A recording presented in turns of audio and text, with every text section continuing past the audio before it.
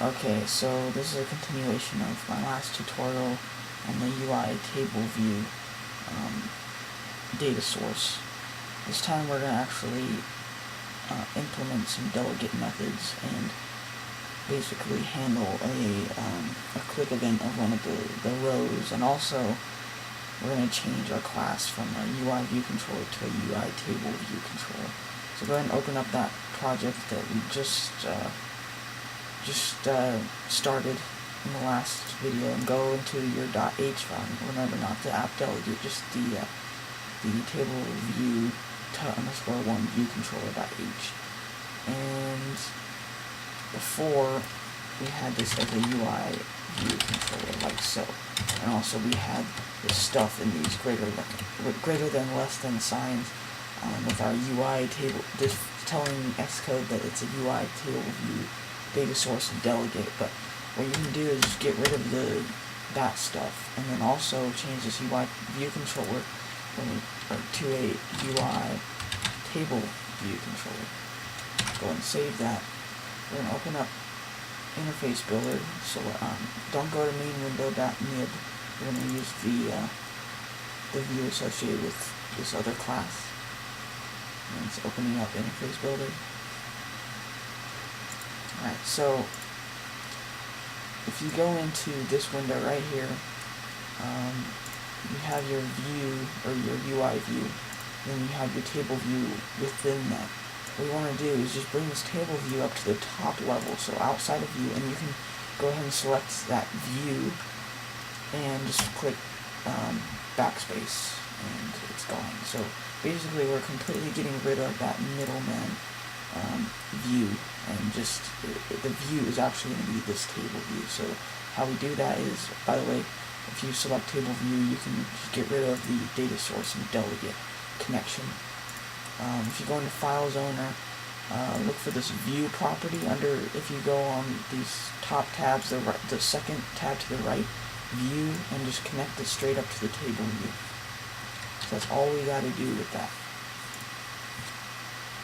So now that we have that, we can define all this stuff just as it is. So if we build and run, we should have everything work as we would expect. Wait for it.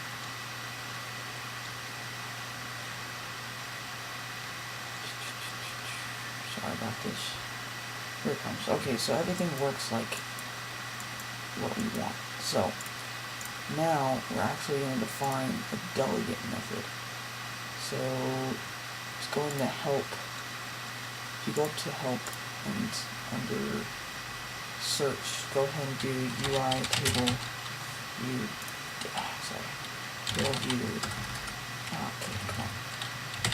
Delegate.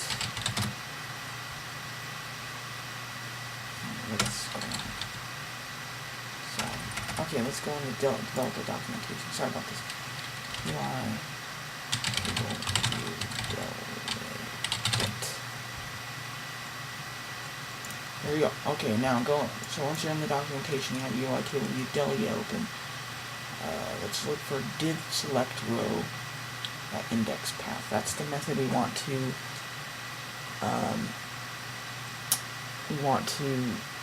define in order to actually do something with a row click. So go inside of your .in file, go and copy and paste that definition from the documentation, and do the opening and closing of the brackets. So now this is where we're actually going to define our code that happens when a row is clicked. As you can see, we are sent an index path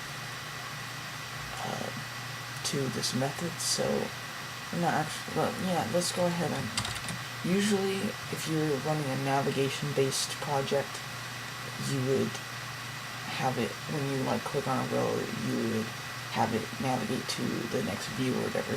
Here, just for testing purposes, I'm going to actually define an alert view and kind of just show you how that it works. So we're going to make a UI alert view. Alert view. equals, and then we're going to do the outlook init, and you can see that Xcode tries to complete it all for us, and that's what we want. And then with title, let's just say test, and then that's the message. And remember, all these strings have to have the @ sign in front of them. That's Objective-C. And as the message, we're going to say the row index is, and then right here, okay, you know what, let's do an init string with format, so the row index is, and then we're going to do our %, I sign, so essentially right here, we're just going to display that text with the integer in there. So to do that, we do init string is format, colon, string, the row index is, colon, and then we have this %, I sign is just like a placeholder for an integer, and then we do comma, and then we say what's going to be in this placeholder. In this case, index path dot row, and that dot row is the actual integer for the row that was selected. See, the index path variable itself is an index path. It's not an integer or anything. So to get it as an integer, we do dot row delegate, just say self cancel button title. We can just put OK, and other button titles you can just say nil, like that. And then to actually show the alert view, we do alert view show in the brackets, and also we can do alert view release right there. Sorry. So let's go ahead and give that a shot. Build and run. Here it is, and you can see as we click, it tells us the index path, and you can see that the first row is actually index path, or index number 0. So just remember that. So that all works. Now, you're also probably wondering how a lot of the applications in their table views, they have like a little arrow on the right side to indicate that you can click on each row.